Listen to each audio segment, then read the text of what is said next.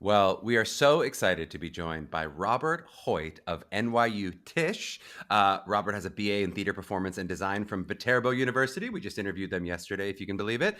A Master of Education with a focus on professional development and theater education from the University of Wisconsin, and an MFA in Dramaturgy from Columbia University. Robert is an actor, dancer, designer, director, one of those wonderful multi-hyphenates that we talk about on the show. Previously taught at Alverno College in the School of the Arts. He was the associate producing artistic director for the acting company, which we were geeking about on the pre-show. Director of professional development for the New School of Drama before becoming director of admissions and recruitment for NYU Tisch Drama, which is still located in New York City. We're not going to talk about their class sizes. We'll talk about that in the show, but it's too tough to list their class sizes here. But they offer all kinds of degrees. You can get a BFA, you can get an MFA, you can get all kinds of stuff from NYU Tisch. Robert, welcome on the show finally. How are you doing today? Hello, Charlie. Thank you for having me. I'm very excited to be here. I'm really glad to reconnect with you. As are we for sure. So what we're going to dive in to do a truly deep dive today is my goal. There's no way to get all of NYU and the specifics of NYU, but we're going to do everything that we can to get as much of it as we can in this hour here. I'll just say at the top, for anyone who hasn't listened to the Molly Horan episode on NYU, this is another one of our Act 2 episodes where we're going to try to straddle that line between those who haven't listened and have. So if you have listened to the Molly Horan episode, hopefully this will really help you go deeper. I will repeat some questions, so if you're listening to this, you don't have to stop and go back. You're welcome to. But we'll repeat enough questions that hopefully you'll still get some overview and some deep dive as much as we can. But before I dive too deep into the NYU of it all, any of those fun facts or tidbits about your bio that you want to jump on before we dive into the beast that is NYU? I'm glad that you sort of brought up that I am myself a multi hyphenate because I think that really embodies our students here Uh-huh. at Tisch Drama. Yep. Our degree is a BFA in theater degree. And so it's not so siloed, though. For example, BFA in acting degree, where Yeah. you have 4 years of conservatory training and you get out, and you're an actor or you're a musical theater performer, which is fantastic. Yep. Um, uh, um, a majority of our graduates and our students, though, end up becoming multi-hyphenate artists. Yep. They end up becoming actor directors, playwright producers, et cetera, because of the way the program is designed and set up. And so, to a certain extent, I want to say that I live the embodiment of what a Tisch drama student Yep. can become and move forward with a successful and sustained career in this field. I love that answer. What a profession. You've perfectly segued us into our first question, which is about that sort of ethos of an NYU drama student. And I do think that is you'll hear a lot of, I think, beautiful narrative answers to that question, which aren't necessarily, to me, defining of the difference of the school. Sometimes from professors, I'll talk to them and they'll say oh, our students are particularly curious or particularly open. It's that's not untrue, I think, that in terms of those things, but not necessarily as distinguishing. Whereas I do think, when you talk about the kind of student who tends to actually choose NYU, there is some real truth to that in terms of the ones who goes, I am curious in really multiple areas, or that there is a broader focus Mhm. that tend to be borne out in our students, in the ones that say, here's why I chose NYU over this other competitive conservatory, or that kind of thing. Is there anything else Exactly. you'd want to add in narratively? I don't mean to rob you of those beautiful words like open and curious, but are there anything else that you think sort of defines the ethos of an NYU student other than that interest in sort of being a multi-hyphenate? Well, I usually refer to our students and our applicants, though, as theater makers or scholar artists. Mm-hmm. And depending on what artistic journey our students want to take, it's fantastic. It's great. We Yeah. just need to know what that is, and we need to know how we can help you and how we can work together. Yeah. So, if at the end of 4 years, though, if you want to become a regional theater actor, bam, we'll go ahead and we'll set up those stepping Yeah. stones for you. But on your way, you might end up on your way into the woods. You might end up discovering more flowers to pick up. So you might Mm-hmm. end up thinking, you know what? I'm really kind of interested in drama therapy. How can I make that work? Uh-huh. Um, I'm interested in producing and casting, theater Mm-hmm. communications, secondary theater education, all of that. I can still become an actor. I can still become a musical theater performer, or I can also move forward in this direction Yeah. here. Um, I think a lot of it is it's based on the individual Yeah. and the student Yeah. and what they want out of this vast industry Yep. that they're about to explore and enter and explode once they Yep. get out of here. Yep. No, that's so well said, and I think also true in terms of the highlighting the underlining that word scholar. I mean, I think that is also distinguishing of an NYU, especially with our students, in that if you go to a really competitive conservatory, that somebody at least is going to think all these people are really talented artistically. It doesn't necessarily mean that they're elite scholars, but whereas at NYU, it really seems like there's a bit of both. Exactly. Yes. That's one thing about our program, about the BFA in theater degree, is that our program is equally divided up: 50% artistic, 50% academic. Yep. We are conservatory based. We do have this rigorous conservatory professional theater training program as the basis, as the foundation for our program. But Yep. we also have the empowering academic curriculum of NYU, this major research institution. Yep. So we married the two of them together, both the artistic and the academic Yes, components we'll say. there. Another beautiful segue. So let's dive into this and let's see how deep we can dive onto this curriculum. So I'm going to challenge Hold your you breath. as much as you want to do, and not as little as you want to do, because I'll push you if it's too little, but as much as you want to do in terms of the different curricula. I think I want to dive a little bit into the different studios if we possibly can. Good question. Can we first just start, before we dive into specific studios, can you just talk to me a little bit more about the logistics of how the studio system works with the academics? So how am I spending time in my studio and out of my studio, and maybe how that adjusts over the 4 years across the studios? No, that's a fantastic question. As Charlie mentioned, we operate on a studio system, and we'll get into that a little bit further. But what happens is, once you're accepted to Tisch Drama, you'll be placed into a primary training studio. This is your conservatory training. This is where you will get your rigorous professional theater training. So if you're an acting candidate, you'll receive classes in acting, character study, scene study, et cetera, et cetera. Or if you're a musical theater candidate, you'll have voice classes, singing classes, dance classes, et cetera, here. As I mentioned, though, too, is that there's a strong academic curriculum involved as well. So in a nutshell, Tisch Drama operates on a 5-day-a-week schedule. 3 days a week are conservatory days. You will spend full days, 9 in the morning to 6 at night, in your studio studying. You will have this rigorous conservatory studio training. Again, 9 in the morning to 6 at night with a break for lunch if you're lucky to get it. You will have this rigorous professional training program 3 days a week that's already set up for you. Yep. The other 2 days will be your academic days. Those are set aside for you, and traditionally you'll have usually 3 classes: a theater studies class, general education class, and your elective. So again, on a 5-day-a-week schedule, 3 days are immediately set aside for your conservatory training.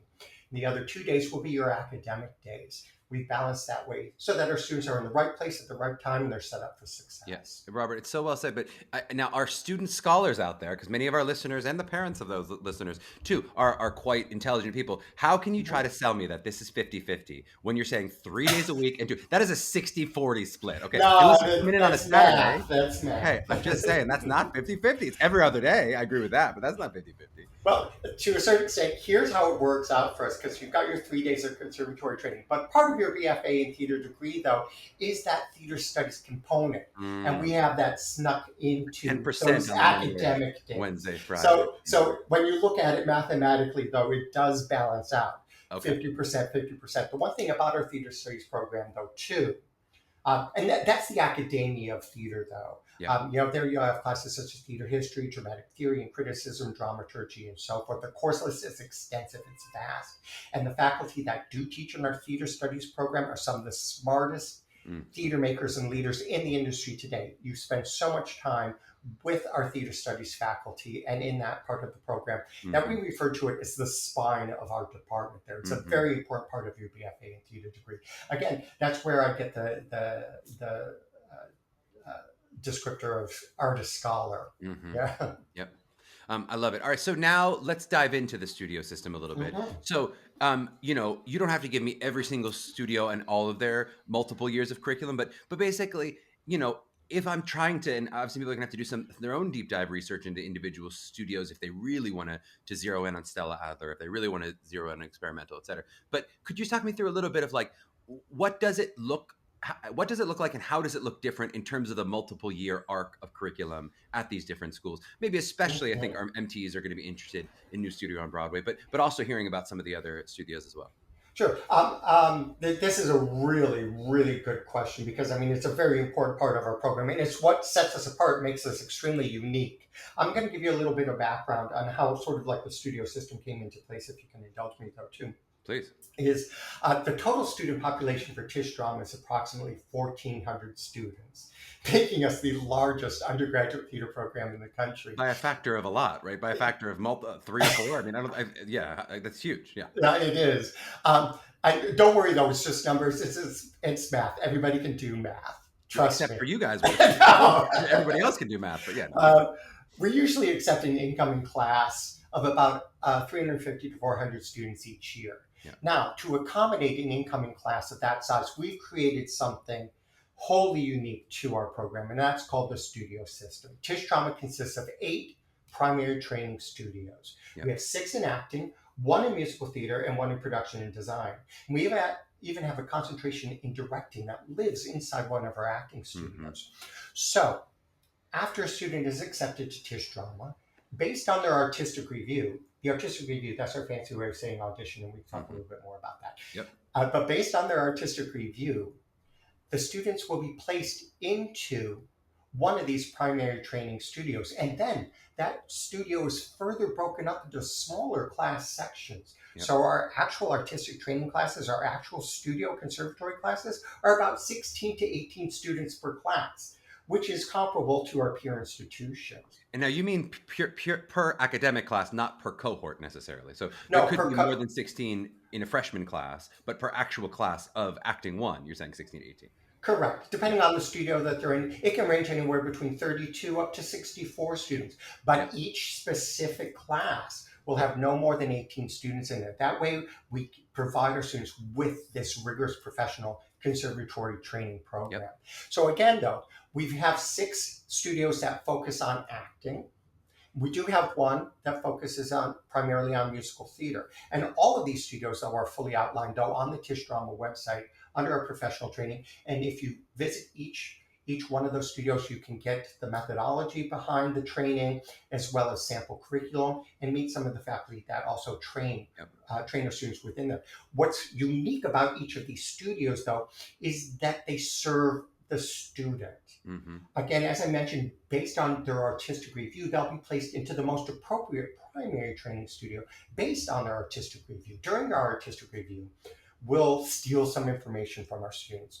They will tell us what type of theater maker are they, what type of theater maker do they want to be, where's their enthusiasm and passion and excitement for this field of theater, what type of artist scholar are they, what do they want from the program. Again, we'll collect this information from them and we'll use it against them.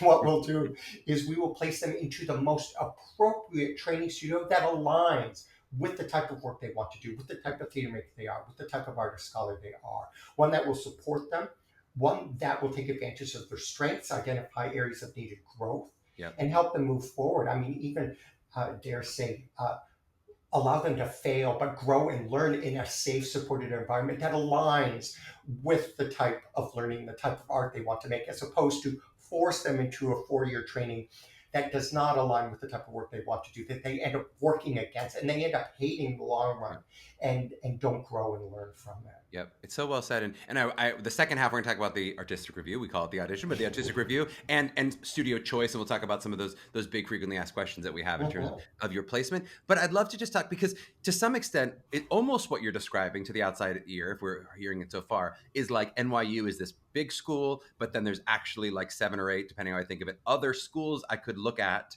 within NYU, and then I'll be spending all my time in. But that's not quite how it works in terms of the 4 years, right? Depending on which of the acting programs, there is the ability then to potentially change after some number of years. So can we talk a little bit about how that works with different studios? No, that's a really, really great question, though, too. Is because oftentimes students are, when they come in, they're like, oh, I'm placed in this studio.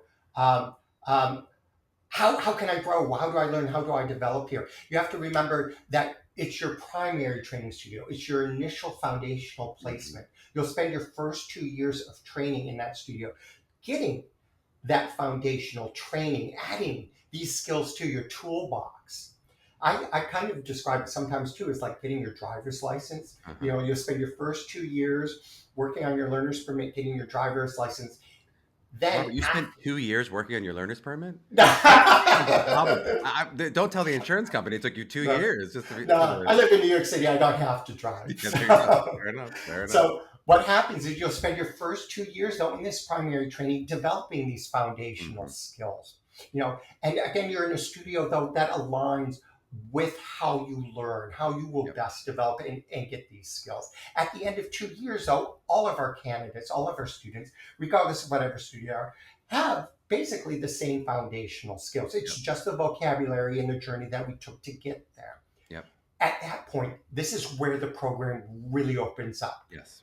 Because the students will move into their advanced training. The advanced training is the last 2 years with us.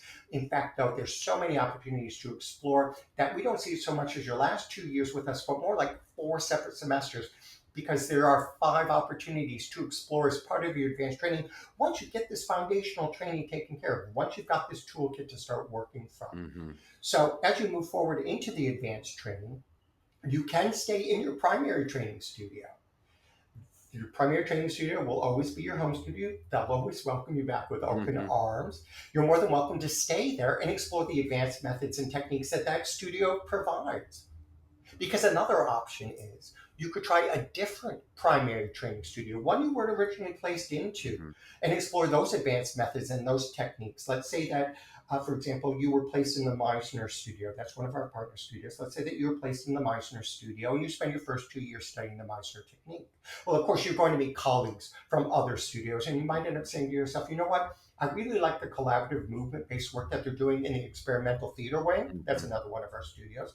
And I need to add that training. I need that as part of my artistic goals. So you can audition for the experimental theater wing, and if accepted, you could spend the next semester there, or the next 2 semesters, or the next 2 years there, if that aligns with your artistic goals as you move forward through our program. That's just an example of trying a different primary training studio that can work for you. No, it makes so much sense.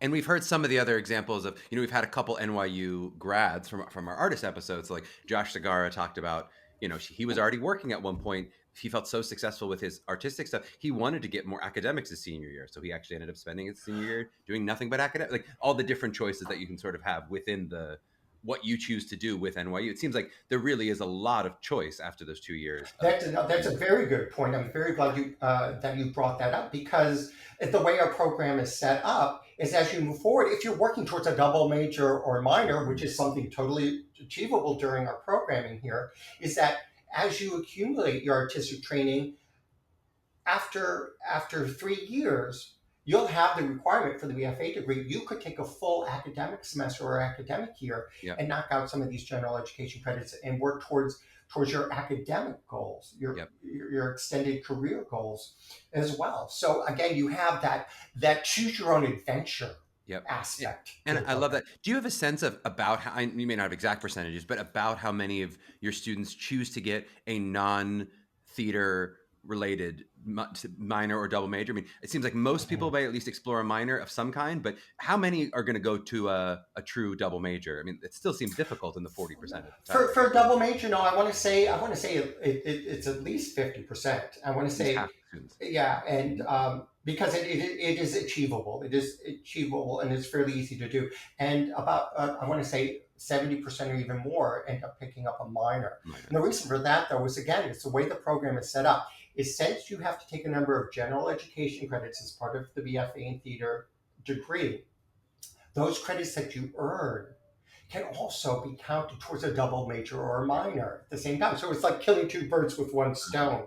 So before you know it, you've already got your minor in French, or you're on your way to getting a double major in psychology because you're taking classes you wanted to take. Which fulfill your gen eds, but also fulfill your secondary major there. There you go. Yep, I love that. All right, so now, again, as much as we can, I'm going to see how deep an overview dive at least we can take. Can we talk through some of the specifics of the Stella Adlers, the experimental, some of the ones that we mentioned, the Meisners, right? Just and I guess I both want to hear a little bit of maybe if there's a top line ethos of each studio, but also,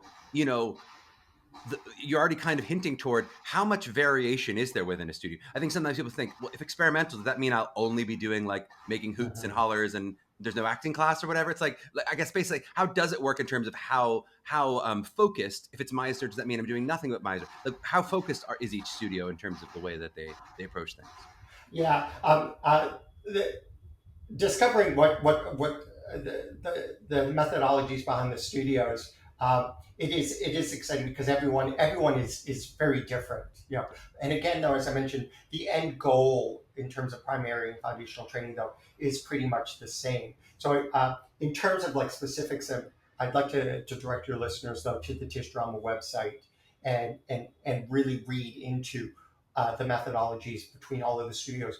I'm going to sort of give you a nutshell explanation where I see our studios, though, is that again, the end goal is the same. It's all pretty much the vocabulary and the journey and the way that we apply specific methods. Mm-hmm. During your artistic review, you may reveal to us that you're an actor that acts from the gut or from the heart. So we'll catch that and we will place you into a studio that supports that type of methodology. Let's say, though, that you reveal to us you're an actor that acts from the head.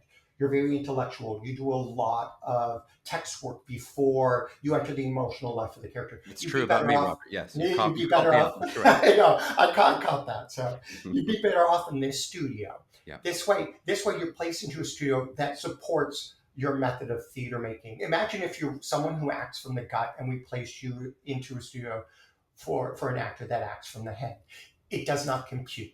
Yeah. Again, you end up working up against the method there, and you would not be growing. You would not be developing because you're not supported in that way. So each of our studios, though, do kind of approach the method in those specific ways. So, for example, like with Stella Adler, you will find it to be a little bit more holistic, a little bit more grounded on individuals and serving your audience and this aspect of community.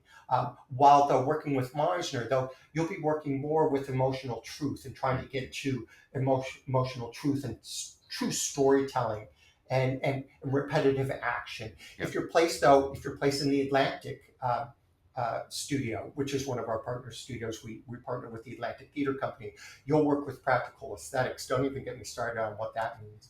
But the thing is, though, you'll be working with that particular technique because, again, you reveal to us that this is what you will respond best to. Yep. This will help you grow, take advantage of where your strengths are, and even challenge you to grow even further. Another way I explain the studios, though, too, is that when we all arrive here, we're all in New York City and we're all at Tisch School of the Arts. In 2 years, we're all going to end up in Des Moines, Iowa. Don't ask me why I picked Des Moines, Iowa. We're all going to Des Moines, Iowa.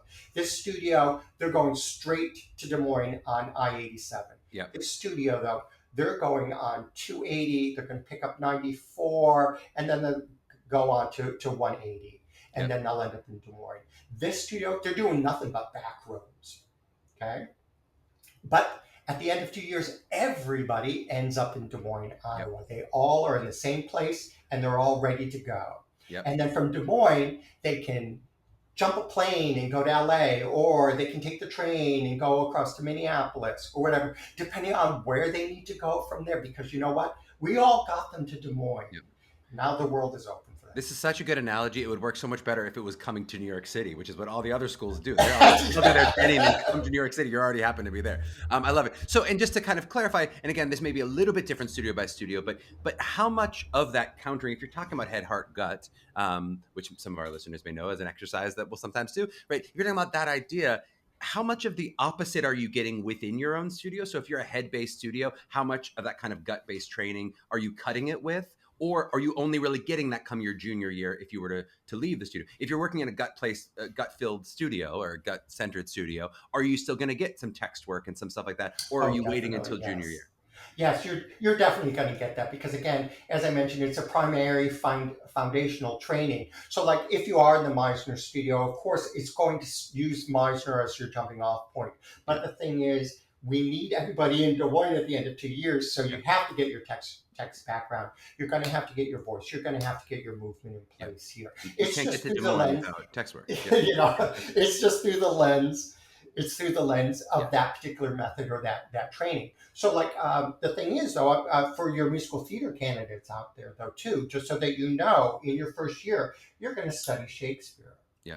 You know, you're going to get that text work. Yeah. You know, you're going to work with the phonetic alphabet. You're going to get your music theory though in there as well, and you're going to get your talent classes. But you're also going to get this strong foundational work. Everything is actor training based. Yep. You know, we're going to make sure that you're going to get what you need.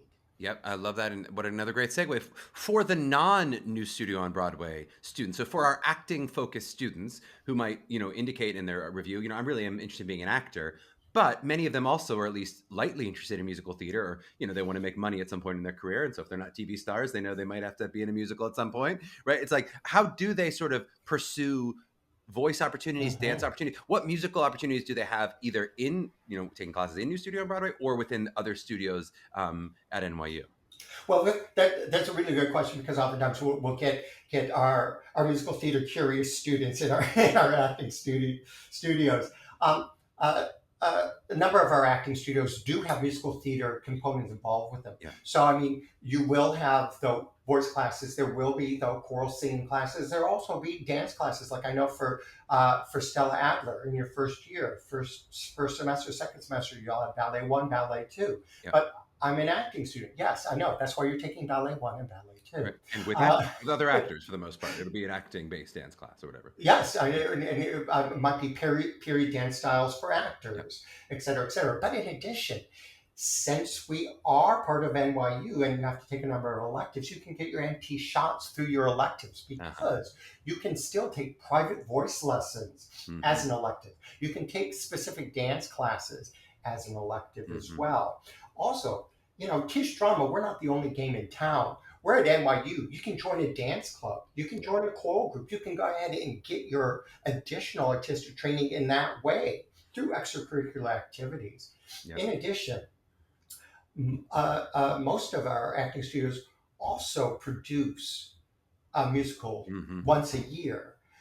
If our students are not getting musical theater training in those acting studios, why are we producing musicals if they're not? In addition, though, we do have what is called Tisch Drama Stage. That's all department productions. So regardless of whatever studio you're in, you're more than welcome to audition, and we'll do 2 musicals a year in that program as well. So you're more than welcome to go ahead and take advantage of those training opportunities. Yep. I love it. And speaking of not the only game in town, we talked about it a bit with Molly and then recently with Eric Hood from NYU Steinhardt. But what are your thoughts on students? I know a lot of students, one of the big questions early in the process, if they're musical theater interested, is, hey, I'm deciding between a Steinhardt and a Tisch. I know I want musical theater. Maybe I'm especially a very strong singer who wants to be a professional actor, but I really love singing. Would you lean toward, how would you make that decision between, should I be applying to NYU Tisch or should NYU Steinhardt? This is a question we get often, and it's a question though that we can't legitimately answer for each of you. My first direction is to go ahead and take a look at both of the programs and figure out whichever one will be best for you based on what it is you need and where you think you will thrive. Just so you know, the Steinhardt program, it's a BM in vocal performance with an emphasis in musical theater. At Tisch Drama, it's a BFA in theater degree, and you'll study though at the new studio on Broadway. I see Steinhardt more vocal centered. Yep. It's a majority of your work will be based on musical theater vocal stylings, and then of course though you will get your actor training and you'll get your dance. Yep. At the new studio on Broadway with the Tisch Drama program, you will get all 3 equally balanced. Yep. So you will sing, you will dance, and you will act. And we view all 3 of them, though, as legitimate necessary components involved. Of course, the basis of all of our programs, though, is strict actor training. Yep. However, though, in terms of the new studio on Broadway program, is that dance is treated just as equally as acting, and acting is treated just as equally as singing. Yep. It's like, again, it's all 3. I say when it comes to the new studio on Broadway, we train actors first. We train actors who can act very well They just happen to sing and dance just as well. Yep. But I say the same thing though for our acting studios. We Yep. train actors first. We train actors very well. They just happen to sing and dance very well Yep. also, because we make sure that we go ahead and we get those components put Yep, into makes so much place. sense. And one thing Eric just had said, which I think we know, is that there's not a lot of crossover. I think sometimes families think, well, could I do it like a half and half of a little bit of, I'm taking some classes at Steinhardt, some classes at Tisch. It doesn't seem like there's a lot of availability to be taking some classes here and some classes there. No, unless you're Hermione Granger and you have a time turner and you can be in two places at the same time. Because you have to remember with the Tisch drama program, again, 3 days are already taken up. I mean, the thing is, you will be in your studios all day for 3 days a week there. So if you're thinking about double majoring in another performance opportunity at Steinhardt or even at Tisch School of the Arts, it probably could not happen because you can't be in two places at the same time, because the rigors and demands of each of those programs, though, are equal to what we provide here at Tisch. And if you have a time turner, please do not waste it on an NYU. Right to Vegas. You just watch a game and then go back in time. And go back in time there. You don't have to mess around at all. Okay, can we talk a little bit about like campus life, such as it is? You know, we talk about sort of both the kind of opportunity, talk academically already, but both the kind of opportunities in terms of clubs and other things you can do at NYU, but also just a little bit of like, for those who've not been to New York City, or at least not been to the NYU part of New York City, just sort of what it looks like as you're walking around NYU's quote unquote campus. No, that's a really great question. We call NYU the campus without walls. What's great about where we are here in the village, we're close to Washington Square Park. I call that the quad. Mm-hmm. You might not see a lot of people running around throwing footballs, but you'll see a lot of hacky sack and a lot of skateboarders. But everything radiates off of that. And it's a fantastic, vibrant community, though. We're one and the same of the community. It's not like, oh, this is NYU and this is New York City, and we're separate. The two don't meet. We dovetail together. Mm-hmm. What is fantastic about this area, the NYU campus, is that again, you don't know where NYU begins and New York City ends. You will have an NYU building, and then you'll have a bodega, and then an NYU building, and then a dry cleaner, and then an NYU building, and then a Starbucks, and then an NYU building, and then a pizza parlor. Mm-hmm. The NYU campus and community grew with New York City. So it is a really exciting place to be. Everyone thinks New York City is so huge, but when you get, and it is, but when you get to NYU, regardless of where you are, you're like, oh, I'm in New York City, but I'm also at NYU. It's very easy to navigate. Yeah. I mean, the thing is, it's not like it's not like you have class at one part of the city, and then you have to go 18 blocks to your next class. And I mean, again, a lot of it is very close and very connected and very much a community. Yep. So, like, I mean, you mentioned 2 clubs and organizations.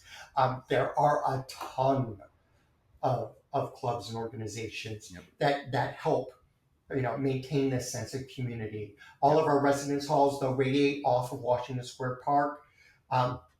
Again, you're only a block or a few more from your classes, from your residence halls, from your food services, from health services, from the libraries, the performance spaces. It's really exciting, because the thing is, though, too, is you're going to be going to school at NYU in New York City, and you're walking around New York City to get to your classes, and you're living your life. I mean, this is your dream. This is fantastic. And I could wax.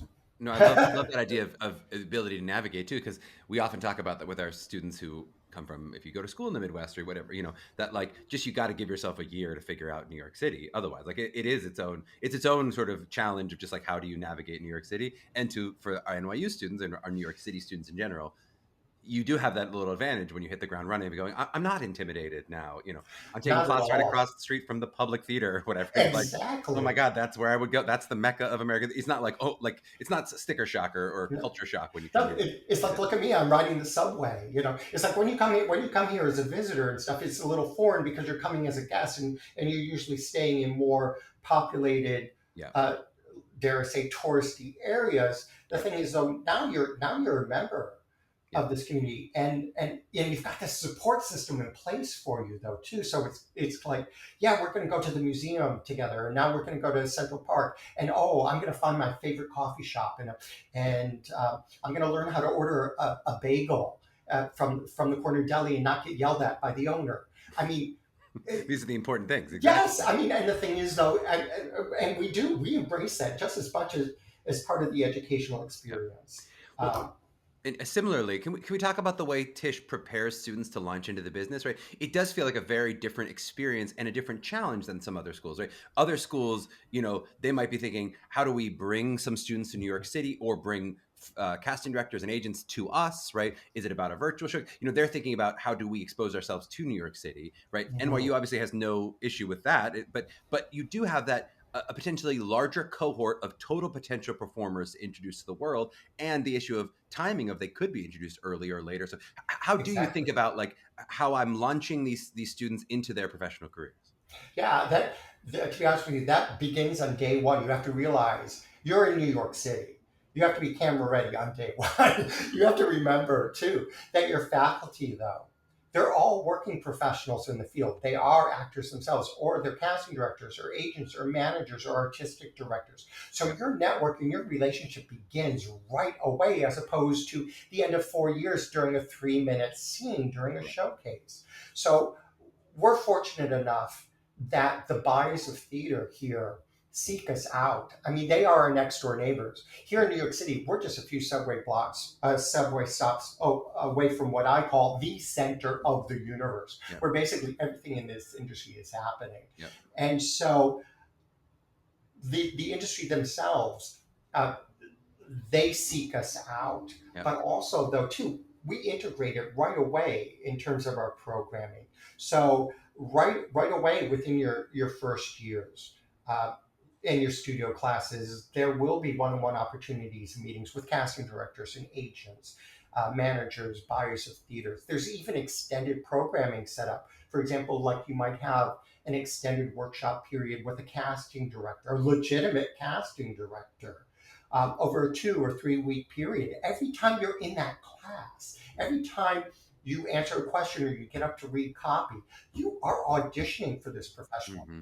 And the same thing, sorry, that's my computer. The same thing is like whenever you meet an agent or a casting director. And this starts early on in the process. In fact, though, too, we also invite the industry to all of our production work, Uh-huh. all of our studios, as well as our Tisch drama stages, as well as our classroom production work, though, just to introduce our students and start developing these connections. We end up starting these relationships, and they grow over the 4 year period. So Yep. again, at the end of 4 years, when we do have a showcase opportunity available for our students, and each of our studios do have showcase opportunities for those who want to participate, for Yep. those who are looking for representation.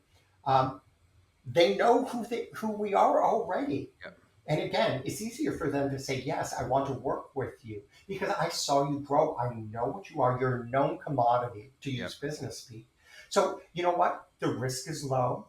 Yep. And it's so much easier for me to say yes because I already know who you are and how I can use you Yep. and how we can work together and how we can grow and move forward, as opposed to somebody who just got off a plane and I don't know Yeah. who they are. I've just seen 3 minutes of your work there. Yeah. And how does that work with, let's say, I meet one of those amazing casting directors sophomore year and they go, you're incredible. You're right for The Outsiders. It's happening right now. And you go, I'm not. They go, this is your chance. You got to take it. How does that work with Yeah. students who potentially book work that might take them out of school or navigate school while they're doing work?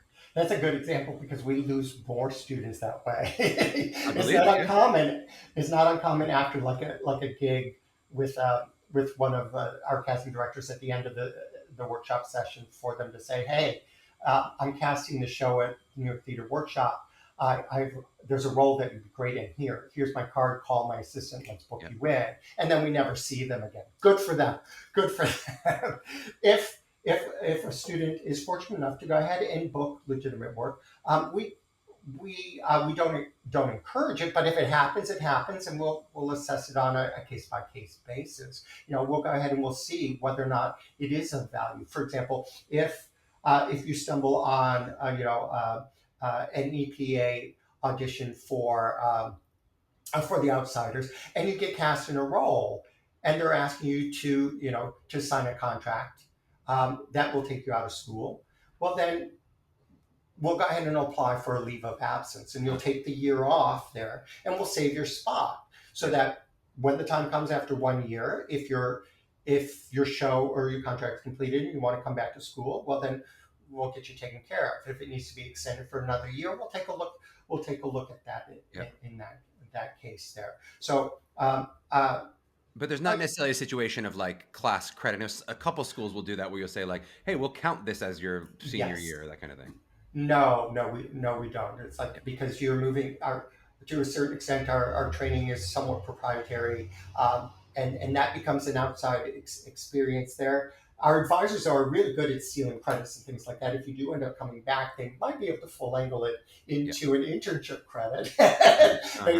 But don't quote me on that. But we don't want to discount that experience at all. Let's wrap this first section here, and then we'll get into the audition mission a bit, with the most important question about NYU, which is the sticker price. We know is infamous. Mm-hmm. It's not a cheap school. Can you just give us some insight on how that number potentially comes down between academic money, potential artistic money, and then any need-based money? How does that kind of work in terms of how someone might pay less than that? I think, just to say it into the record, something like $68,000, I think, is what our crack research team came up with in tuition. Oh, wow. Okay. Just so you know that Tisch drama really has nothing to do with financial aid. And also, though, too, we don't want money or finances to stand in the way of any of our students' success. Just so that you know, all financial aid is need-based. And as a student at NYU, there are several types of financial aid available. It includes direct NYU financial assistance, scholarships, grants, work studies, and of course, federal loans. Now, to qualify for this need-based financial assistance, though, it is imperative that our applicants complete their financial aid paperwork. That's the FAFSA and the CSS profile. Complete them as soon as you submit your common application. Even if you don't think you need financial aid, complete them, because there may be money on that table that you can take. Yep. Otherwise, you will not be eligible for funding. Yep. Now, know that every student who completes an artistic review, though, is automatically submitted and eligible for any and all NYU artistic scholarships. But that's all worked out on the back end through the Office of Financial Aid. But again, you have to complete your paperwork. Please, though, know. I'm directing this as if I'm talking to you directly. I'm pointing. I'm yelling at me. Okay. That Tisch Trauma and NYU are fully committed to meet 100% of all demonstrated need. Uh-huh. Now, in addition, though, there's the NYU Promise. Families with incomes of $100,000 or less and have recognizable assets will not have to pay tuition. Mm-hmm. Take a look at the nyu.edu website, click on financial aid, and read more about these initiatives here. Again, all demonstrated needs will be met 100% here. And again, if you qualify, if your family makes an income of $100,000 or less, your NYU tuition is free also. Yep. And I know NYU is a bit infamous with telling our students not to try to negotiate with them. I think we often are giving the advice of really negotiate, it can't hurt, right? Yeah. I think NYU says, no, don't negotiate it with us. It's not going to work. I mean, the thing is, though, it's like true. It's that's one thing that I'm amazed at in terms of financial aid is that they are very, very specific and precise. It's like this is as much money as we possibly can get you. We will find you as much money as we possibly can. Not a soft offer. And so the thing is, though, in terms of that room for negotiation, it's like, it isn't there because we have no more money left because we have given you everything. I hesitate to even put that advice out there into the record, even though that certainly has been true over a number of years, because there's so many numbers of kinds of examples like that where something's true at one school one year, but then it's different the next, or it's Yeah. true in 95% of cases, but not 100. So I wouldn't want the wrong lesson to be learned, even if this is true for NYU, not to negotiate. Doesn't mean don't try to negotiate with other schools. And, if you want to just Yes. annoy them and try to negotiate with them anyway, you can, even if they're going to definitely reject. Yeah. Don't be upset if they come back and they say, no, I'm sorry, this is our first firm. Robert's going to try to yell at you the way he was just yelling at me. No. No, we're going to take a short little break. And on the back end, we're going to get into some of these great frequently asked questions and the audition admission process. So back in a flash. All right, we are back with the great Robert Hoyt, and we got to get him out of here to a holiday party. So we're going to see how much we can get in here. But let's jump right into that kind of two-tiered admission process we talked about with academics and artistic playing both such a pivotal role for you. I think Molly described it a bit as needing like two green lights for both academic and the artistic end. We've heard it described as 50-50, the way that you did with your 60-40, 50-50 between the two elements. I just kind of would love to hear, what is your perspective and how you would describe the admission process in terms of the application and the admission and the artistic review, and how those two are important, which may be a little different than some other BFAs where the audition is like 90% or 80% of the experience. So how would you sort of describe that on your end?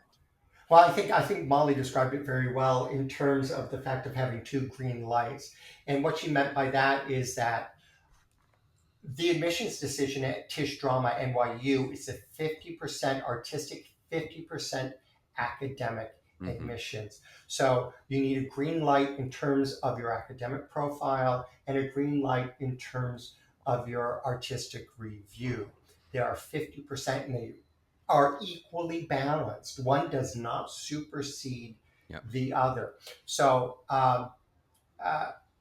what happens too is that you receive one admissions decision from NYU Tisch Drama. It's not like, oh, I was admitted to NYU, now I have to be admitted to Tisch Drama or vice versa.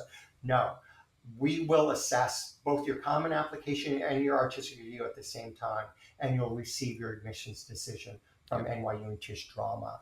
Yep. I think it's another area where NYU is really unique. I mean, I don't think there's another audition-based BFA program where you're going to get a simultaneous result where it's 50-50.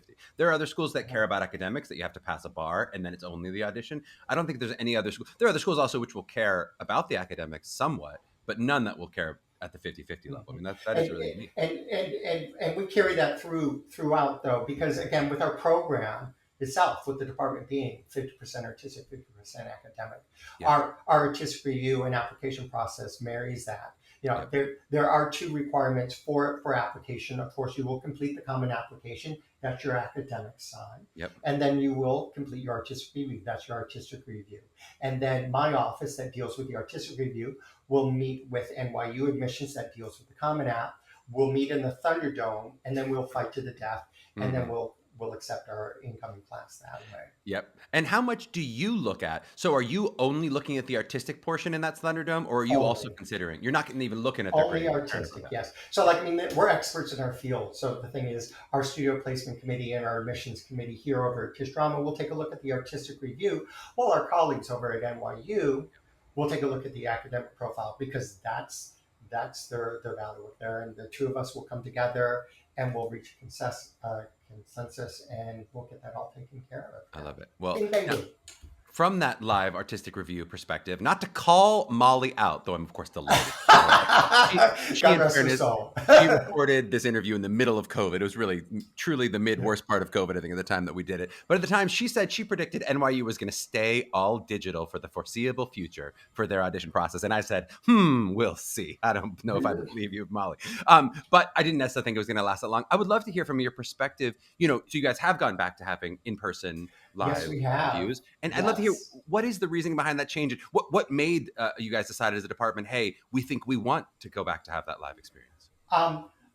We felt that it was very important that we go back to in-person. We provide that in-person option, because the thing is, our whole industry really is about intimate human contact.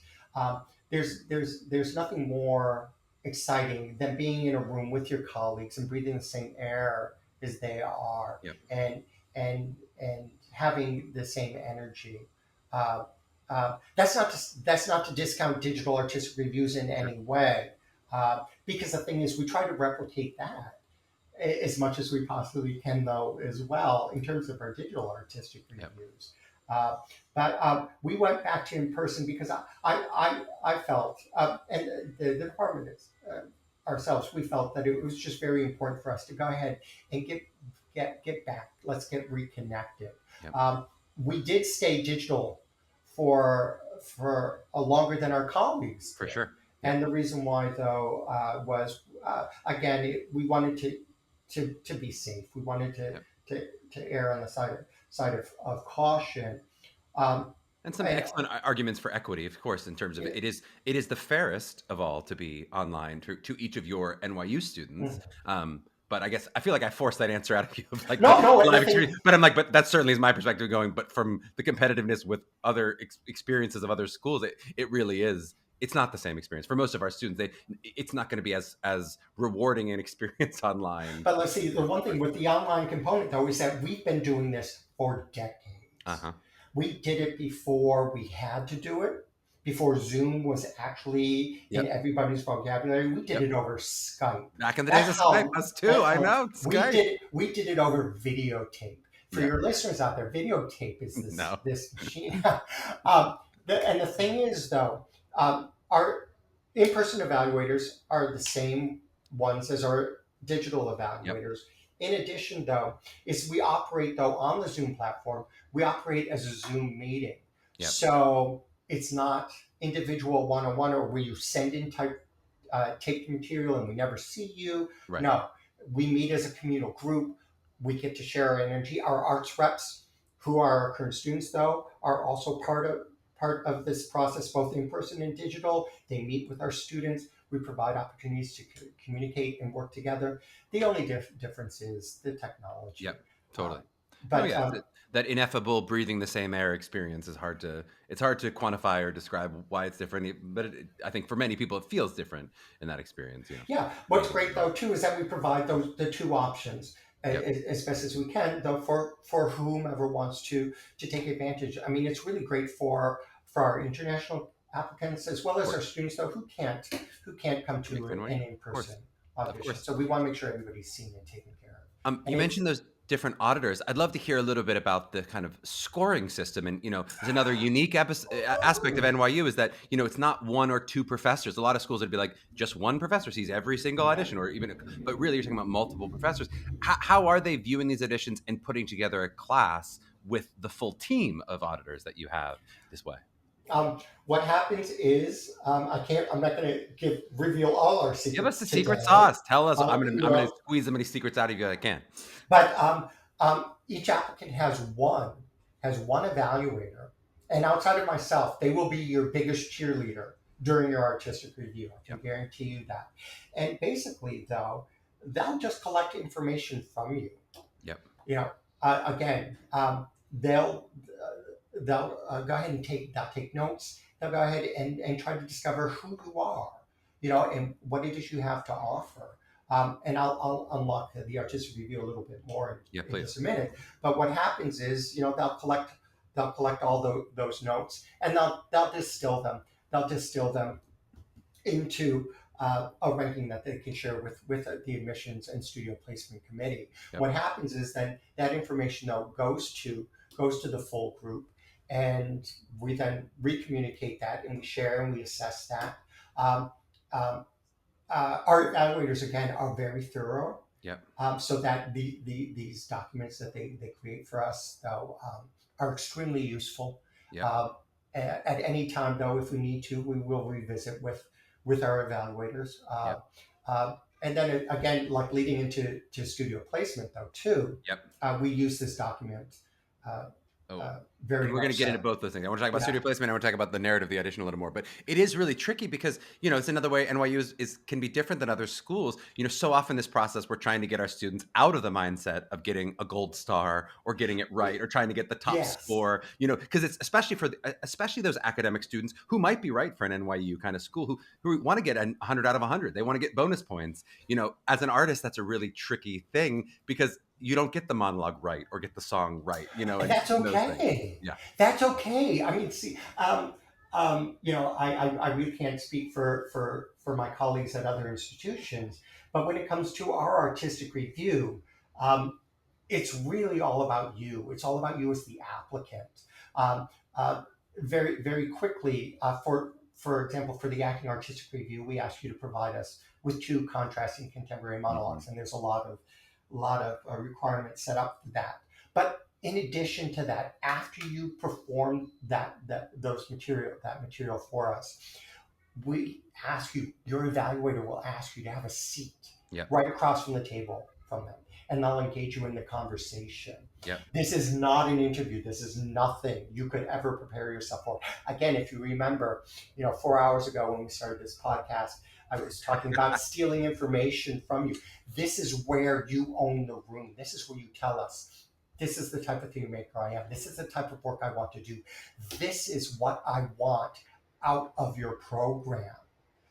Let's say that during your monologue, so you go up on your line, you know what, you take a breath and you start again. That's part of the process here. We can talk about that afterwards. Or you know what, let's go ahead and move on, and let's go ahead and talk about what type of work you're doing right now.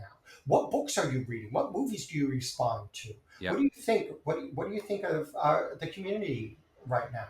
Yep. These sort of things. We're stealing this information here. That helps us determine, not so much are you good enough for Tisch drama, Right. but is Tisch drama good enough for you? Can we give you what it is you want and what you're looking for out of a program there? I mean, the conversation and the collaboration begins right away during that artistic review. And remember, it's 50%, 50%, because the thing is, there's two people in the room. One of them is you. You got half of this in the bag already. Yep. Claim that, own that power, and take it with you. The theme of 50-50 is following us everywhere. I love that you brought up the interview. That was one of the questions I had is basically, you said, of course, you can't overly prepare for it. I mean, I do think NYU it's more unique in that you're going to get broader questions at an NYU quote unquote interview, even though you're saying it's not a formal interview. Correct. It's a conversation just like we're having now. A conversation you're having now, but I think more likely to be asked, to your point, about a book you've read or something that's not just, hey, tell me about this role you played or something on your resume, the way that you might get at some other schools. Is that really more about studio placement and information gathering? Is that still going toward the scoring system? You don't have to give me all the magic, but is there still some score in the interview portion, or what are they sniffing for in the kinds of questions they would be asking? Well, the thing is, it's in terms of like preparation and trying to find the right answer, there is no right answer. And what I mean by that, though, is that don't give us answers you think we want to hear. Right. Because chances are we've heard them all. I'm going to be honest, I've made up most of them. Yeah. So the thing is, though, what you could do to prepare, though, is familiarize yourself with our program, with the studio system, what it is you want. Because as you explore our studios, it's like, you know what, I'm gravitating towards this studio and this studio. Because let's say that during your interview, you say, I'm really interested in Playwrights Rise of Theater School. You know what the next question is going to be? Why is that? Yeah. What can you tell me about that? And if you can't, the thing is, just the title. You've heard the word playwright. Yeah. Yeah, that's it exactly. Right. What you have to do is you have to find how to articulate yourself. Though. Yeah. Find your authenticity. Find out what you honestly believe in. Yeah. If we come back to you too, if we ask you a question though about your monologue, it's like, that's a very interesting monologue that you chose. Yeah. Why did you choose that? Did you read the play? What did you think of the play? Be authentic, be genuine. Be so in tune with yourself, though, as a theater maker, as a scholar artist, that you can just, to a certain extent, just have that conversation. Yeah. So I was going to say, so you can effortlessly, communicate and share. Now, granted, I know that it's a very tenseful situation. Won't truly be effortless, but yeah. But the thing is, though, you know what? We want you to go ahead and sit and relax, and we just want you to tell us what it is about the world, about this art, about this craft, about the work that you're doing that excites you. And certainly helps if you've actually read that play. So go ahead and read that play in advance. That will help you be effortless, I promise. Definitely. And the thing is, though, too, a lot of the stuff that I'm sharing with you, too, is that you can go and you can use it everywhere else, though, too. For sure. It's like, again, be authentic, be genuine, be yourself.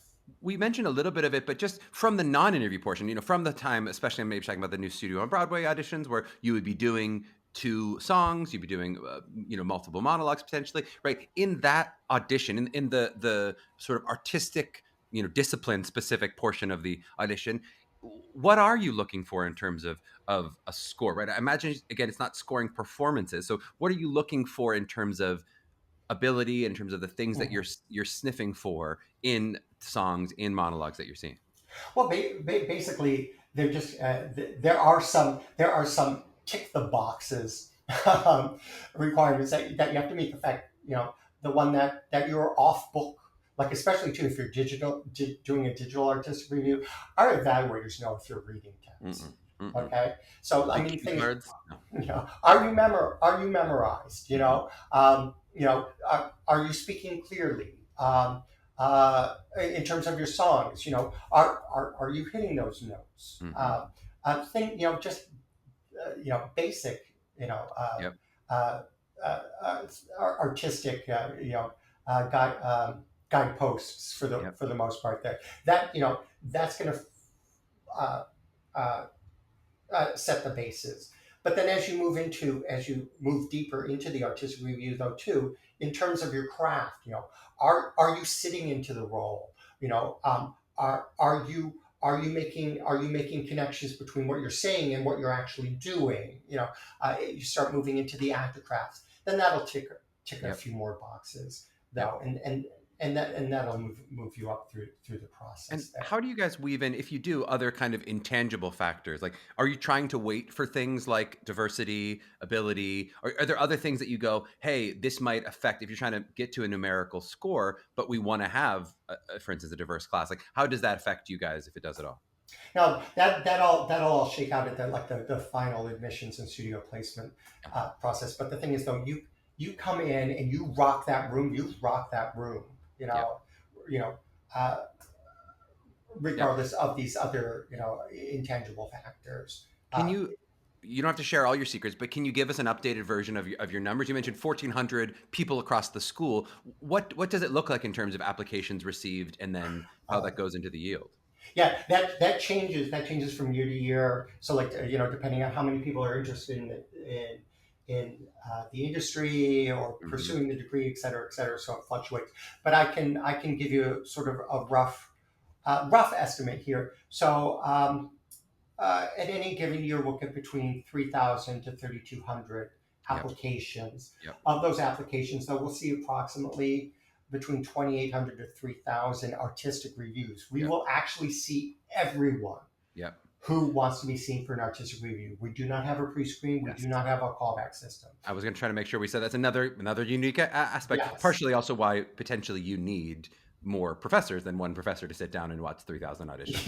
Right? We happen to be fortunate enough Nice to to, hear. to, to have that support system in Yep. place. So of those 28 artistic reviews that we'll see, we um, will probably offer admission to approximately 500 Uh-huh.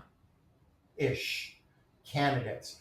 Then from there, and this is admission speak. From there, people will melt Yep. off. They'll either accept admission at another school, so we'll lose a handful of students there.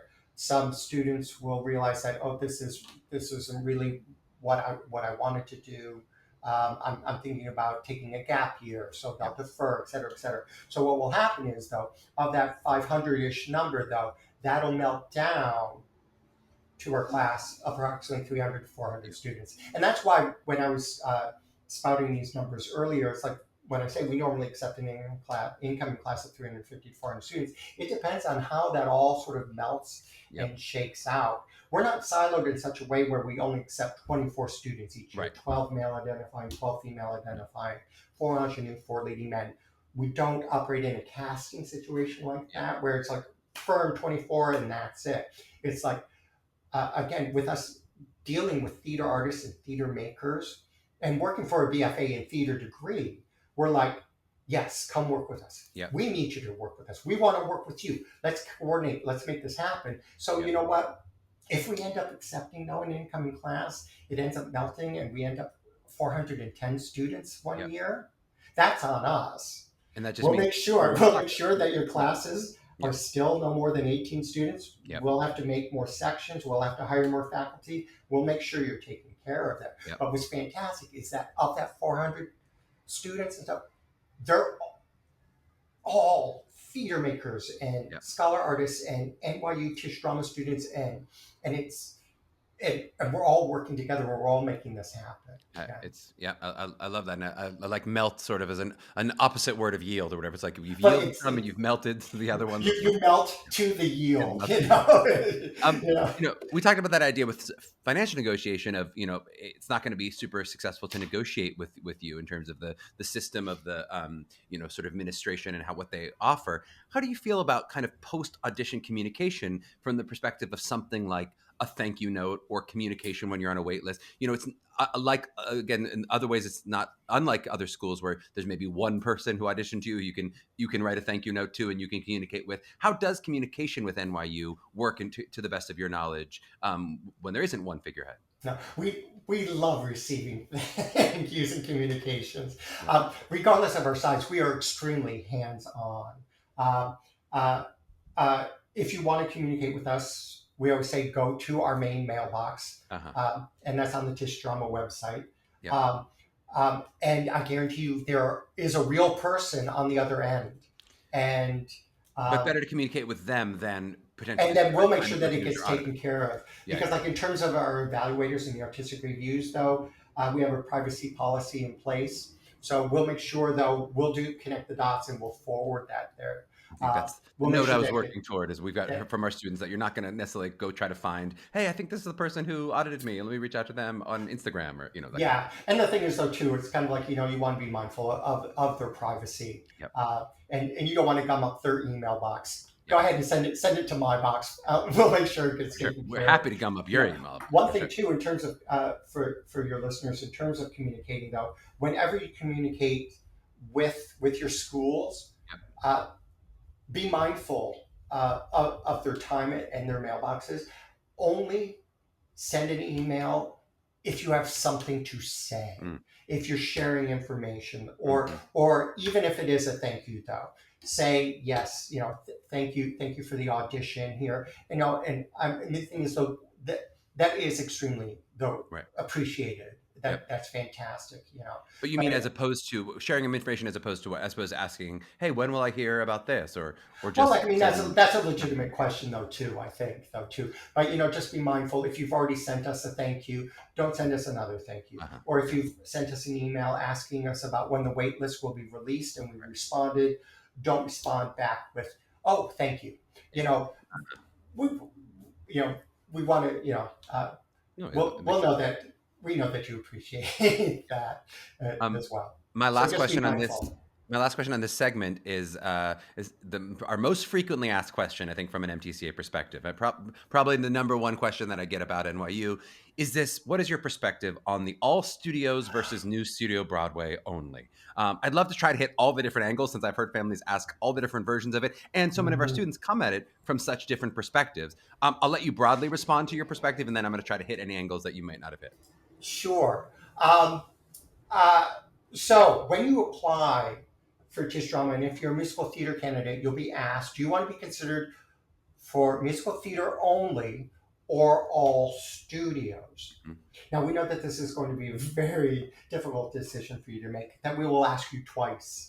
We'll ask you when you make your application, and then we'll ask you just before you go into your artistic review. So, though, please make sure that you read up on this, and it is readily available on the Tisch Drama website here. So if you apply, though, musical theater only, what that says to us is, I only want to be considered only for placement only in the new studio on Broadway only. Four onlys. That's four onlys. And I only want to go to Tisch Drama if I can only be placed only in the new studio on Broadway. Yeah. So what that means in terms of your artistic review is, if you're not deemed an appropriate fit for the new studio on Broadway at this particular time in your training, you will not be attending Tisch Drama. If you apply all studios, what that says, I love musical theater, and I want to be considered first for placement in the Right. new studio on Broadway. But if I'm not successful during my musical theater artistic review, but I'm a fantastic fit for Tisch drama, if I'm accepted to Tisch drama, I may be placed into an acting studio. Yep. That's so clearly said, and I think also you can hear in some of the emphasis, some of the things, areas of confusion in some of those onlys. But I think, a strategic angle of that I probably get most commonly is, does that mean I'll be at a disadvantage to get into new studio on Broadway if I select all studios? Basically, parents, I think, smartly asking, like, hey, what if I'm right on the edge and somebody else chose only and I didn't choose only? Are they going to say I get both of them if I can shove you into Stella Adler and put you in new studio on Broadway? If you're meant to go to Tisch drama, you're meant to go to Tisch drama. Just so that you know, regardless of whatever decision you make, it will not impact your eligibility for acceptance to Tisch drama or to placement in the musical theater program. Uh-huh. I can tell you now. Now, here's the thing, is if you only want to do musical theater, if you only want to be considered for musical theater, then you may want to consider applying for musical theater only. Right. Because if you apply all studios and you're one of those hardcore musical theater performers and you get accepted, but you just weren't successful during your artistic review, but we want you here at Tisch Drama because you're a fantastic artist, scholar, and theater maker, and you have to get placed into an acting studio, you're going to be like, I wanted musical theater. Right. And you've already set yourself up. Yep. And I want to confirm for 2025, because I think 3 or 4 years ago, I forget exactly when you guys made the switch. It may have been even 4 or 5 years ago now, that you won't have that knowledge. If you choose all studios for 2025, you won't necessarily have that knowledge in advance that you're going to get musical theater or not. And I'll say from our perspective, that's correct. Yeah. From our perspective, all our students do tend to do really well. And then it's a really difficult conversation often where you go, I have other competitive musical theater acceptances. I would choose Tisch if I had new studio on Broadway, but I don't know yet. That can be a real, and then we'll sit there and go, well, then you should have applied to new studio on Broadway only. You are correct. I'm very glad that you brought this up though too. And I think that goes back to, well, what is it that you want? Right. Because if you're applying to other institutions as a BFA in musical theater, and receiving acceptances for that, well, then you want to get a BFA in musical theater, even though you're getting a BFA in theater here, but you will be studying at the new studio on Broadway because you've asked to be placed only in that studio. And to your point, studio placements are not released until after you've accepted our offer of admission and made your deposit. So with your intention to attend NYU. So if you're an all studios candidate, though, you don't know. But that's fine, though, because you've said. Right. If you've done the process well, then you're happy with any studio. Yes. And also, though, too, you have to remember, and I say this, though, too, if you're an all studios candidate and you're not placed in the new studio on Broadway, you're not going to die. Right.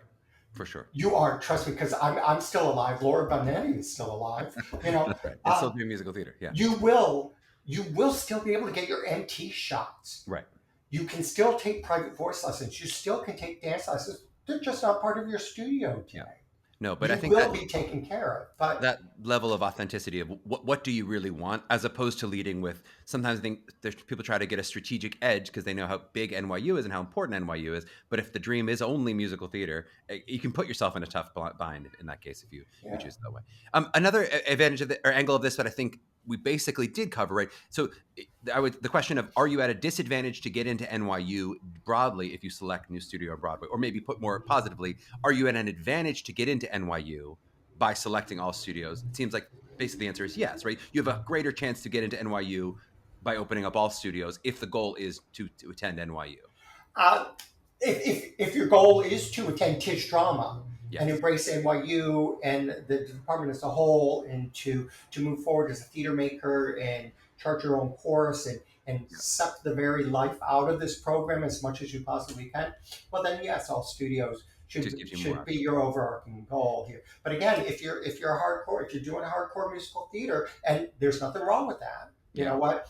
Do not set yourself up for disappointment, because if you end up getting accepted here and you're placed though in an acting studio, not that there's anything wrong with that, but if that's not part of your vision, if that's not part of your goal, then maybe you might want to consider musical theater. You mentioned the sort of magic of that artistic review and them listening to the person and placing them where they think is right. To sort of keep our Hogwarts analogies here, how much does the sorting hat listen to Harry's desires? If I say, hey, I want all studios, but I really don't think I'm a fit for experimental, would someone go, oh, that means you're perfect for experimental? Yes. Or if they say, I really want a specific studio, that's why I applied. It's not just New Studio on Broadway, but I really want Atlantic. I really want, if there's a specific, how much might that be listened to in an artistic review? Mm-hmm. I like it. I like using the analogy of the sorting hat because everybody uses that. The one thing though, too, you have to remember with Harry Potter, though, with the sorting hat, he had difficulties placing him either in Gryffindor or Slytherin. He even admitted that. Yep. I believe it was in episode 2. Anyway, the one thing though, too, is that Harry was placed in Gryffindor though because he exhibited the attributes that he was also right was required for, but he could have been placed in Slytherin. Yeah. But Gryffindor just kind of, his Gryffindor attributes kind of pushed him up further. So here's the thing, though. This is where you have to do your research, and you have to show it to us, though. Yeah. If you are in your artistic review and you say, I'm really interested in the Atlantic acting school. Yeah. Your evaluator is going to say, that's fantastic. What can you tell me about practical aesthetics? Yeah. All right. Now, the thing is, though, if you can tell us about the methodologies that Atlantic uses, and you exhibit that, and we saw that, though, too, in the presentation of your monologue materials and in your conversation, though, in your responses, like, oh, that supports that. I mean, it's one thing to say, oh, yes, I want to be in the experimental theater wing. And it's like, well, why is that? And it's like, oh, well, I like to roll around on the floor. Yeah, that's a good answer and stuff like that. But then the next question is going to be, why is that? And if you cannot articulate that, you're not showing to your evaluator that, this, what you're saying, you can actually support. Yep. You need to fit the word to the action or whatever. Yeah. Yeah. So I mean, that's how that sort of sorting hat works. We will take into consideration what you say. Yep. But you have to be ready to back that up. Be ready to write that check. That says, hey, yes, you can do this. I think really good. I think we covered enough of the angles there. I mean, I do think there's still 50 different versions of that question that I'll get that is not quite exactly what we said. But I think it's hard because there isn't one right answer. It's not like, for these people, here's the place to draw the line. You're an MT. It's like, this is where NYU is unique, but this is similar to the conversation that people will have with, do I do acting and MT at other schools? Mm-hmm. I love acting and I don't know, I'm not exactly an MT or exactly an actor. I love to sing and dance. I love acting. Not every person knows exactly where they are on that line at 17 years old. But see, what will happen, though, too, is like when it comes to studio placement, just so you know, studio placement is a rigorous committee process that takes into account a student's exhibited successes and strengths, as well as identified areas of needed growth. Your evaluator will identify, a first suggestion, and then another suggestion, and even a third. And through their copious notes, though, too, will support and reveal, though, what might be best in terms of studio placement. I know, though, too, it's like when the committee does review this material, there's a look at forms and documents and things will be circled and highlighted, and words and things that they've latched on to, which pushes a student into a particular direction or a studio. And oftentimes, though, too, it's like I've had committee members, though, where an evaluator made a recommendation and the committee disagreed with it because it's like, well, I know they said this, that they wanted this, but we're going to place, but they said this and this and this, and they'd be better off placed here. And again, this is where we come to fisticuffs, where it's kind of like, well, no, they should be here. It's like, but they should be here. But what if we put them here? No, because of this. It is extremely thorough thoughtful, uh, and considered process. Okay, great. We're going to jump into one more break. And then on the back end, I'm going to run you through a 10-minute gauntlet. I'm putting 10 minutes on the clock, and we're going to run you through the NYU gauntlet of what we have left. I'll never be ready. Yeah, we'll be back in a flash. Okay, we are back with Robert Hoyt for our last 10 minutes. We're in the home stretch. We're really doing our best to not leave any meat on the bone for Act 3, even though I think there will be an Act 3 probably with NYU at some point. I'm trying to hit everything we can hit with NYU, the deepest dive we can do. Is there any big topics that you feel like we haven't hit yet before I jump into the gauntlet of it all? No. I think we've hit a lot. I All mean, right. the thing is though too, it's like is that just so that you know, this program is different. It's unique. It's Yep. not the same as anything else here. Please know that Yep. going in, so you're not surprised. All right, so I'm going to poke at some of the angles of these are some of the frequently asked questions, and really some of these are things that like people are deciding, maybe they've smartly chosen New Studio on Broadway only if they're an MTCA only, and they're choosing between. So often, our students are choosing between an NYU and a really competitive BFA conservatory style program that doesn't have the same academics and very different experiences. And maybe it's not New York City. So I want to talk about some of those different aspects of going, okay, how do I decide between these two very different, these are apples and oranges. And it's not like comparing two apples. It really is sometimes a little like apples and oranges. So let's start off with that idea of, I want to hear your perspective on what that question of being seen by agents and managers early in your scholastic career, right? The idea of, you meet a casting director your freshman year or your sophomore year. I think for some folks that's really exciting, the idea of graduating with an agent or graduating already knowing these people. But I know some of our students also might say, oh God, I'm not ready for that kind of exposure yet to meet someone at 19 years old. How do you think about that question as you're looking for who's a good fit for NYU? No, that's a very good question. Um, in terms of representation, that sort of thing, when it's ready to happen, it will happen. So, like, I mean, if you're a first year student and you're still training and you don't have, dare I say, the industry maturity enough, stuff like that, they're not going to respond to you. Yeah. But what's really great though is you'll have that introduction and then work your way up to that. They'll be able to see your growth. They'll be able to see, oh, this is the type of actor you've become. This is the type of theater artist you can. This is how I can use you. Because right now, though, too, it's like if in your first year, they're going to be like, well, I can only see you as these high school students, and that's the only thing I'm going to consider you for. Yep. Those opportunities will be far and few between, because there's going to be more established actors who've been in the industry playing and earning those roles to begin with. So, But when the time comes, you'll be ready, and they'll be ready to respond. They'll take care of you. And the same question in terms of the New York City of it all. I know one of the big questions NYU will sometimes ask our students is like, hey, why, other than the fact that we're in New York City, are you interested in NYU, right? But I wonder in that sort of interview portion or in the conversation with the student, is there anything that you sort of think about? You go, I'm not sure this student at 19 is ready to move to New York City. Is that a consideration on your end, or those conversations you sometimes have of not every 19-year-old is ready to live in the village and have this experience? That's a good question too, because we'll end up seeing that during the artistic review though too, and to a certain extent that can influence the admissions decision. The one thing is that our students though that do end up making application to NYU know what they're getting themselves into. I mean, for the most part, I always ask potential applicants to go ahead and just make a list, take stock of what it is you want out of the program. Also, though, too, how do you learn? Where do you want to live? Do you want a real legitimate college experience? Do you want football games and cheerleaders? NYU might not. You're getting hacky sack at NYU. NYU might not be the place. But if you thrive, for example, in an urban learning environment, well then, that might be a consideration.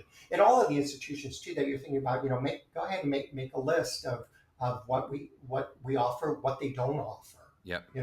And figure out, okay, does that work? Does that work for me? But again, in terms of like NYU, make a list of everything there and check off, okay, yes, this is great. This is negotiable. These are deal breakers. What about the sort of size of the school as a whole? We didn't talk a lot about this in terms of, do you do you worry about students who might feel like they're going to get swallowed up in it all? It seems like Mhm. there's a level of autonomy. As always, when you give students more control, it's a beautiful thing because they have the control to be able to navigate exactly what they want. But they also don't have the same 4-year structure laid out for them the way that they would have other schools. Is that something that you're looking for in an audition? Are those conversations, and are there resources to kind of help guide these students as they make these choices of what their 4 years are going to be? In terms of that, with the student, with our current students, what I think is fantastic about NYU is that it expands into tracks based on Hmm. what your needs are and what you want, though, too. Of course, there is the huge entire NYU campus, and it's at your disposal, though. You've got this really great academic programming. You've got all these clubs. You've got all these organizations. Yeah. There's always something happening here.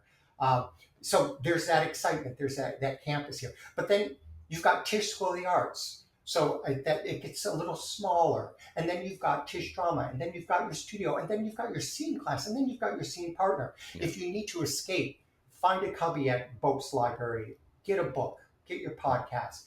If you want something larger, join the bowling league, Yep. and, become a member of the club. Join one of the fraternities or sororities here, or, what? Go to Washington Square Park for the first snow and the NYU snowball fight. I mean, so that stuff is again, it expands and contracts, and depending on what you're comfortable with. And the thing is, though, too, is if you need to be small and intimate for your first year, your first 2 years, that's great. That's fantastic. It's there for you. Yep. Don't worry about getting lost. Like Stanislavski's circles it's really beautiful. What About that idea of these amazing adjunct professors? Another thing I think is really unique about it, NYU, truly some of the best like artist educators around in terms of the access of things you'll have. But like a lot of schools that are in New York City, there's the excitement of a true working professional, but also then the potential downside that your professor could book work or might be so actively working that you end up with a sub in the middle of your class, right? So how does that work in terms of when a professor is actively working and how NYU subs that in, and then just how do you think about that in terms of the excitement and potential downside of working professors? What is fantastic is that a majority of our working professionals have their contracts lined up in place. Every now and then, though, there may be that one instance, though, where they get pulled into a rehearsal, or they end up being offered a contract that wasn't anticipated. What's great about having the number of faculty members is that there is always, and I air quote this, a replacement. Um, for the most part, too, it's like our faculty members have taught, various different classes, and they can go ahead and sub in for the most part. But also, though, too, a lot of our programming, though, with most of our studios, though, too, are kind of modules, though, too. So if, for example, you're working in an acting class, though, for this 3-week period, we'll be concentrating on this part of character development here with this particular instructor. But then this next 3 weeks, though, you'll have a new instructor, even though it's part of your acting class. So there's these little digestible chunks of training and learning there, and that's been scheduled with our working professional faculty in mind. So that, okay, I'm taking this class with this voice professor, and then in the middle of the semester, though, this other professor is going to take over because they are going to work on this Broadway show because they've got it in their contract set up already. So we're able to manage and make that happen. What's really great, though, is that since we have such a wealth of talent working with us at our disposal at any given moment, that, even if your teacher's sick for the day, your class isn't canceled. You will have some other awesome faculty member there to go ahead and pick up, because everybody knows what's going on and they're communicating and everything's all set up. Well said, Art. You survived the gauntlet. We've done 10 minutes. I have a couple more, but we're gonna wrap up to the last question. I just want to get to the families a little bit. NYU, I think, is a favorite for a lot of our families, especially our parents who are more on the academic side of things, and say, "Oh, look, you can do both here. I know you want musical theater, you want acting, but you can really get another major, and that's really exciting. And then there's some families who NYU is maybe a least favorite because they look at the price tag and they say, I don't want Mhm. to pay all that money. But everyone's got a strong opinion about NYU. Almost nobody comes in with no opinion from the parent perspective. I just love to, from your experience talking to parents, and a lot of our listeners, again, are parents who listen for their students or for their children. Do you have any advice for the parents as they're advising and guiding their child through this process about kind of how they can help them navigate it? This is an excellent question, and I know though they might end up getting some pushback from their children Oh, good. Let's get and you their in trouble. Yeah. students in this Yeah. way. I'm My suggestion is have them share as much information about all of the programs that they're going into. What is the degree they're studying? Where is it located? What classes are available? Like for NYU, for example, though, too, it's kind of like, you know, get into the Excel spreadsheet with your student. What is required for the artistic review? What Hmm. are the deadlines here? What is available for financial aid?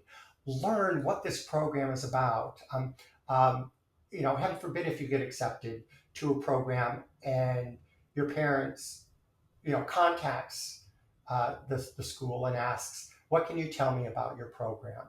What can you tell me about your school?" And it's like your student's been accepted, and Hmm. you're asking this question here. Hmm. In terms of NYU, for our families, it's like, you know, learn what the program's about, what the BFA in theater degree is, what we have available to you. You know, Yep. it's one thing too to say yes, we're 50% artistic, 50% academic. What is that 50% academic then? Yep. What does our degree structure look like? What are the degree requirements here? How many credits? Now, I know that seems like really drilling down nitty gritty sort of thing, but at least be familiar though Yep.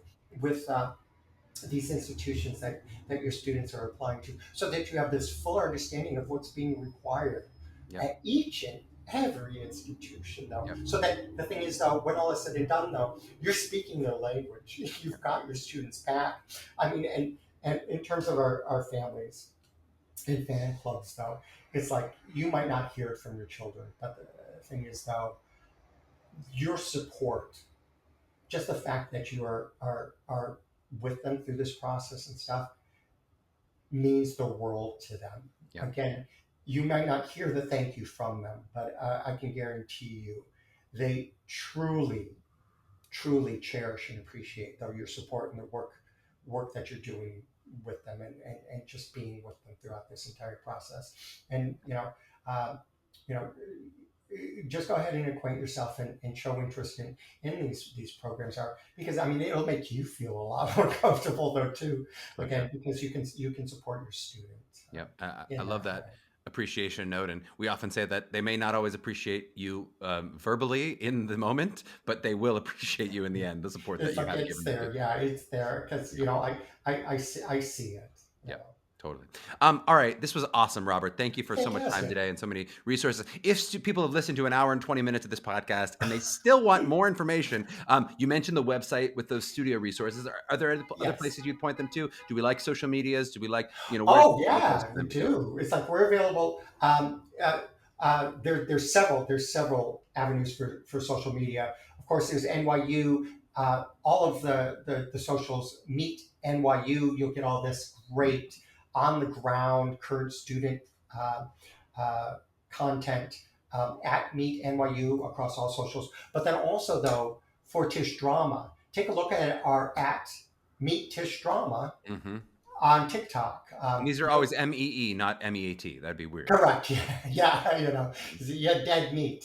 Now, Yeah. uh, it, go ahead and take a look at those socials. We're on Facebook and X and stuff like that. But I hear the TikTok air quotes is blowing up. Oh, the Uh, TikTok is where it's happening. yes, No, yeah. yeah. So go ahead and get us at Meet Tish Drama. You'll get some really great boots on the ground experiences from our students, and it's all run by our students. So it's like, yeah, so it's honest. It's the real tea on that. I love it. Thanks, Robert. Really appreciate the time.